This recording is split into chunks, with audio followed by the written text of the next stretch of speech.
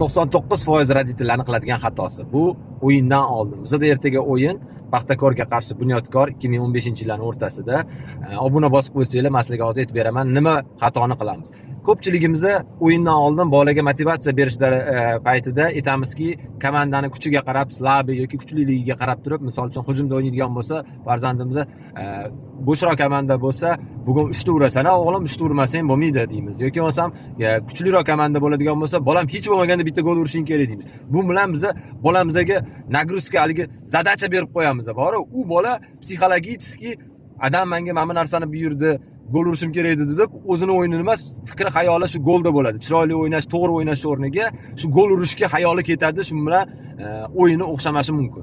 O'shuning uchun eng zo'ri, men boshimdan juda ko'p o'tgan, o'zim bolamda sinab ta'zirimni yeganman ko'p marta. Shunaqa kuchsizroq komandaga yoki kuchliroq komandaga qarab turib, nechta gol urishini qo'yib berganman va o'sha o'yinlarda bolam nabarot gol urmagan. O'shuning uchun ko'pchilik raditellarga maslahat berib qolardimki, o'yindan oldin komandani kuchiga qarab turib, bolaga qanaqadir zadacha bermanglar. Zashitnik bo'ladigan bo'lsa, raqib komandada zashitnikni taniydigan bo'lsa, palonchiga asha o'yin berma deymiz yoki bo'lsa varatar bo'lsa, umuman gol o'tkazishing kerak emas ular komandadan deymiz-da. Bolani nagruzat qilib qo'yamiz. Bu juda katta xato ekan. Men o'zim bo'yinimda tan olaman, ko'p bu xatodan o'tdim. O'shuning uchun ertangi bo'ladigan o'yinda bolam chiroyli o'yna, правильно o'yna bo'ldi. Boshqa o'zing xohlaganingcha o'yna.